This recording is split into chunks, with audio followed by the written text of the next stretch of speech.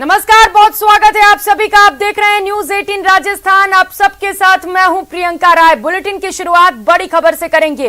बीकानेर से इस वक्त की बड़ी खबर सामने आ रही है। अध्यापकों के रिक्त पदों को लेकर पैदल कूच किया जा रहा है। स्टूडेंट्स और अभिभावक जिला मुख्यालय की ओर कूच कर रहे हैं। अमरपुरा गांव में स्कूल में तालाबंदी कर दी गई है। आज तीसरे दिन जिला मुख्यालय की ओर कूच किया जा रहा है। राजकीय विद्यालय में 22 में से 16 अध्यापकों के पद खाली हैं। प्रधानाचार्य सहित विभिन्न विषयों के अध्यापक बताया जा रहा है कि स्कूल में नहीं है, जिसे लेकर लगातार प्रदर्शन किया जा रहा है। अर्धवार्षिक परीक्षा नजदीक आ गई है और अध्यापक नहीं होने से बच्चों की पढ़ाई प्रभावित हो रही है। पुगल तहसील के अमरपुरा गांव का ये पूरा मामला है, जिसकी तस्वीरें आपको टीवी स्क्रीन पर दिखा रहे हैं। 3 दिन से स्कूल पर तालाबंदी कर दी गई है और अब ग्रामीण और शिक्षक कूच पर निकल पड़े हैं। तो बताया जा रहा है कि लंबे समय से यहां पर अध्यापकों की कमी है, जिसे लेकर कई बार शिकायतें दी गई हैं, मांग की गई है। बावजूद इसके कि जो अध्यापक हैं वो नहीं लगाए जा रहे हैं, जिसके चलते पढ़ाई में दिक्कतें आ रही हैं। बीकानेर से सहयोगी विक्रम हमारे साथ जुड़ चुके हैं, ज्यादा जानकारी देंगे। विक्रम, क्या कुछ अपडेट इस प्रदर्शन को लेकर? देखिए, पिछले 2 दिन से जो ग्रामीण और छात्र हैं वो स्कूल के बाहर तालाबंदी करके धरना और प्रदर्शन कर रहे थे। बावजूद उसके जो है शिक्षा विभाग की तरफ से इनकी सुनवाई नहीं होने से जो है ग्रामीणों में रोष बढ़ गया और उसके चलते ही आज जो है ग्रामीणों ने पैदल मार्च शुरू कर दिया है। अब जिला मुख्यालय पर आएंगे और स्कूल में शिक्षकों को लगाने की मांग जो है जिला प्रशासन से रखेंगे। बड़ी बात ये भी है इसमें कि इस स्कूल में करीब जो 22 के करीब पद बताए जाते हैं, उनमें से 16 से अधिक पद जो है वो रिक्त चल रहे हैं और लंबे समय से जो है ग्रामीण विभाग को सूचना दे रहे हैं। अगर अध्यापक नहीं रहेंगे तो आखिर बच्चों को पढ़ाएगा कौन? बहुत शुक्रिया आपका इन तमाम जानकारियों के लिए। और एक और बड़ी खबर आपको बता दें, अब से कुछ ही समय में संसद के शीतकालीन सत्र की शुरुआत की जाएगी। संसद भवन उपराष्ट्रपति जगदीप धनखड़ पहुंच चुके हैं। महात्मा गांधी की प्रतिमा को नमन किया। पहली बार राज्यसभा के सभापति बनने के बाद सदन को चेयर करेंगे। उपराष्ट्रपति और लोकसभा अध्यक्ष दोनों सदन में पहुंचे हुए हैं। प्रधानमंत्री नरेंद्र मोदी ने सत्र की शुरुआत से पहले ये कहा है कि यह सत्र बेहद अहम होने वाला है। कई अहम फैसले इस सत्र में लिए जाएंगे। तो प्रधानमंत्री नरेंद्र मोदी की ओर से ये बयान सामने आया। उन्होंने कहा है कि संसद का ये सत्र बेहद अहम होने वाला है। इस सत्र में कई अहम फैसले होंगे। तो कुछ ही समय में संसद के सत्र की शुरुआत की जाएगी। तस्वीरें आपके टीवी स्क्रीन पर शीतकालीन सत्र की शुरुआत हो चुकी है और दोनों सभाओं से ये तस्वीरें इस वक्त आपको टीवी स्क्रीन पर दिखा रहे हैं। राज्यसभा से ये पहली तस्वीर, दूसरी तस्वीर लोकसभा से आपके टीवी स्क्रीन पर। हमारे साथी श्री मुलायम सिंह जी यादव और 8 पूर्व साथियों के निधन के बारे में सूचित करना चाहता हूं। श्री मुलायम सिंह यादव उत्तर प्रदेश के मैनपुरी संसदीय निर्वाचन क्षेत्र से वर्तमान लोकसभा के सदस्य थे। श्री मुलायम सिंह यादव एक लोकप्रिय जननेता एवं समाजवादी आंदोलन के अग्रणी प्रणेता थे। वे 7 कार्यकालों के लिए संसद सदस्य रहे। वे उत्तर प्रदेश के मैनपुरी संसदीय निर्वाचन क्षेत्र से 11वीं, 14वीं और 15वीं लोकसभा, उत्तर प्रदेश के संभल संसदीय निर्वाचन क्षेत्र से 12वीं और 13वीं लोकसभा तथा उत्तर प्रदेश के आजमगढ़ संसदीय निर्वाचन क्षेत्र से 16वीं लोकसभा के सदस्य रहे। लोकसभा के क्षेत्र में अपनी विशिष्ट पहचान रखने वाले श्री मुलायम सिंह जी 3 कार्यकालों तक उत्तर प्रदेश के मुख्यमंत्री रहे। श्री मुलायम सिंह यादव ने केंद्र में रक्षा मंत्री का दायित्व भी संभाला। वे कई संसदीय समितियों के सभापति एवं सदस्य रहे। श्री यादव उत्तर प्रदेश विधान परिषद एवं विधानसभा के सदस्य भी रहे तथा उत्तर प्रदेश विधानमंडल में प्रतिपक्ष के नेता पद पर भी कार्य किया। उनके सरल एवं स्वच्छ व्यक्तित्व के कारण उनकी लोकप्रियता सभी दलों में थी। आपने एक सामान्य परिवार से आकर के संघर्षों के बीच जीवन यात्रा को आगे बढ़ाते हुए आज जिस स्थान पर पहुंचे हैं वो देश के कई लोगों के लिए अपने आप में एक प्रेरणा का कारण है। इस उच्च सदन में इस गरिमामय आसन को आप सुशोभित कर रहे हैं और मैं कहूंगा कि किठाना के लाल उनकी जो उपलब्धियां लोग देश देख रहा है तो देश की खुशी का ठिकाना नहीं है।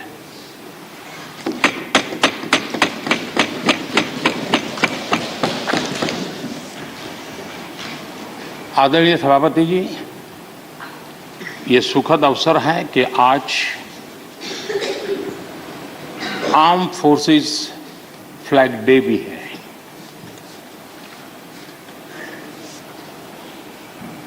आदरणीय सभापति जी, आप तो झुंझुनू से आते हैं।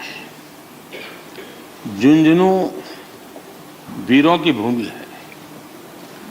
शायद ही कोई परिवार ऐसा होगा कि जिसने देश की सेवा में अग्रिम भूमिका न निभाई हो। और ये भी सोने में सुहागा है कि आप स्वयं भी सैनिक स्कूल के विद्यार्थी रहे हैं। तो किसान के पुत्र और सैनिक स्कूल के विद्यार्थी के रूप में मैं देखता हूं कि आप में किसान और जवान दोनों समाहित हैं।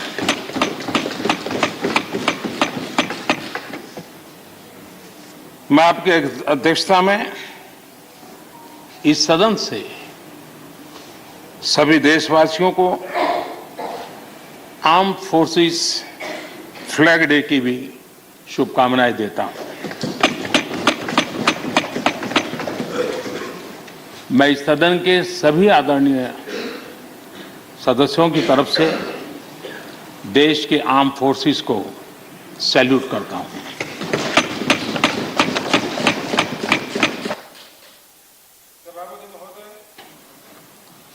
आज संसद का ये उच्च सदन एक ऐसे समय में आपका स्वागत कर रहा है जब देश दो महत्वपूर्ण अवसरों का साक्षी बना है। अभी कुछ ही दिन पहले दुनिया ने भारत को G20 समूह की मेजबानी का दायित्व सौंपा है। साथ ही ये समय अमृत काल के आरंभ का समय है। ये अमृत काल एक नए विकसित भारत के निर्माण का कालखंड तो होगा ही, साथ ही भारत इस दौरान विश्व के भविष्य की दिशा तय करने में भी बहुत अहम भूमिका निभाएगा। आदरणीय सभापति जी, भारत की इस यात्रा में हमारा लोकतंत्र, हमारी संसद, हमारी संसदीय व्यवस्था, उसकी भी एक बहुत महत्वपूर्ण भूमिका रहेगी। मुझे खुशी है कि इस महत्वपूर्ण कालखंड में उच्च सदन को आपके जैसा सक्षम और प्रभावी नेतृत्व मिला है।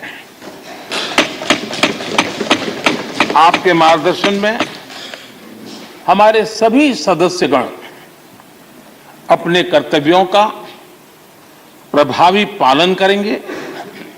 ये सदन देश के संकल्पों को पूरा करने का प्रभावी मंच बनेगा। आदरणीय सभापति महोदय, आज आप संसद के उच्च सदन के मुखिया के रूप में अपनी नई जिम्मेदारी का औपचारिक आरंभ कर रहे हैं। इस उच्च सदन के कंधों पर भी जो जिम्मेदारी है, उसका भी सबसे पहला सरोकार देश के सबसे निचले पायदान पर खड़े सामान्य मानवीय के हितों से ही जुड़ा है। इस कालखंड में देश अपने इस दायित्व को समझ रहा है और उसका पूरा जिम्मेदारी से पालन कर रहा है। आज पहली बार महामहिम राष्ट्रपति श्रीमती द्रौपदी मुर्मू के रूप में देश की गौरवशाली आदिवासी विरासत हमारा मार्गदर्शन कर रही है। इसके पहले भी श्री रामनाथ कोविंद जी ऐसे ही वंचित समाज से निकलकर देश के सर्वोच्च पद पर पहुंचे थे और अब एक किसान के बेटे के रूप में आप भी करोड़ों देशवासियों की, गांव, गरीब और किसान की ऊर्जा का प्रतिनिधित्व कर रहे हैं। आदरणीय सभापति जी, आपका जीवन इस बात का प्रमाण है कि सिद्धि सिर्फ साधनों से नहीं, साधना से मिलती है। आपने वो समय भी देखा है जब आप कई किलोमीटर पैदल चलकर स्कूल जाते थे। गांव, गरीब, किसान के लिए आपने जो किया वो सामाजिक जीवन में रहे हर व्यक्ति के लिए एक उदाहरण है। आदरणीय सभापति जी, आपके पास सीनियर एडवोकेट के रूप में 3 दशक से ज्यादा का अनुभव है। मैं विश्वास से कह सकता हूं कि इस सदन में आप कोर्ट की कमी महसूस नहीं करेंगे।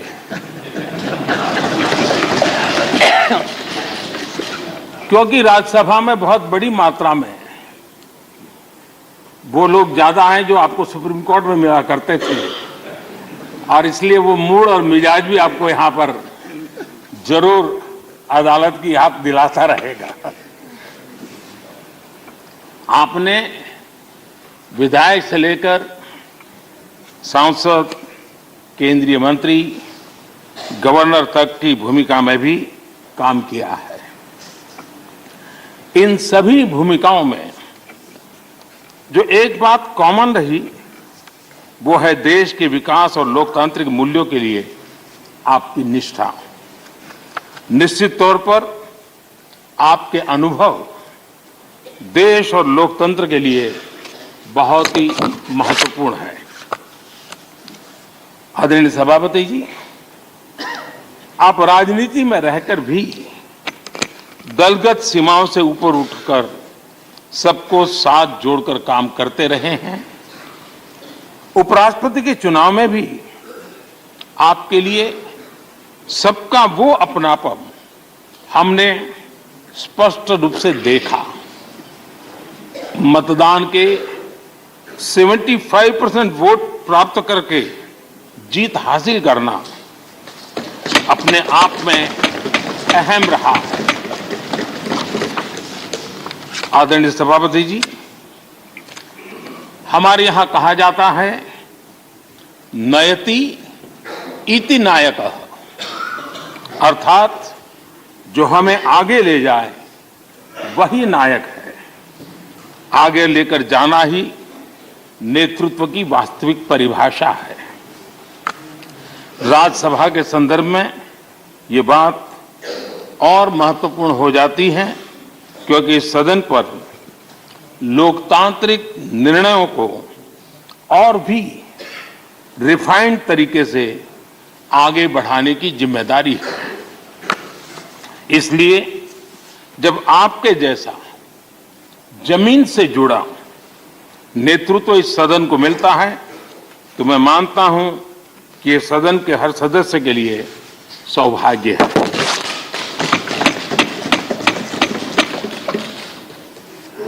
आदरणीय सभापति जी, राज्यसभा देश की महान लोकतांत्रिक विरासत की एक संवाहक भी रही है और उसकी शक्ति भी रही है। हमारे कई प्रधानमंत्री ऐसे हुए जिन्होंने कभी न कभी राज्यसभा सदस्य के रूप में कार्य किया। अनेक उत्कृष्ट नेताओं की संसदीय यात्रा राज्यसभा से शुरू हुई थी। इसलिए इस सदन की गरिमा को बनाए रखने और आगे बढ़ाने के लिए एक मजबूत जिम्मेदारी हम सभी के ऊपर है। आदरणीय सभापति जी, मुझे विश्वास है कि आपके मार्गदर्शन में ये सदन अपनी इस विरासत को, अपनी इस गरिमा को आगे बढ़ाएगा, नई ऊंचाइयां देगा। सदन की गंभीर चर्चाएं, लोकतांत्रिक विमर्श, लोकतंत्र की जननी के रूप में हमारे गौरव को और अधिक ताकत देंगे। आदरणीय सभापति महोदय जी, पिछले सत्र तक हमारे पूर्व उपराष्ट्रपति जी और पूर्व सभापति जी इस सदन का मार्गदर्शन करते थे और उनकी शब्द रचनाएं, उनकी तुकबंदी सदन को हमेशा प्रसन्न रखती थी। ठहाके लेने के लिए बड़ा अवसर मिलता था। मुझे विश्वास है कि आपका जो हाजिर जवाबी स्वभाव है वो उस कमी को कभी खलने नहीं देगा और आप सदन को वो लाभ भी देते रहेंगे। इसी के साथ मैं पूरे सदन की तरफ से, देश की तरफ से, मेरी तरफ से आपको बहुत बहुत शुभकामनाएं देता हूं। धन्यवाद।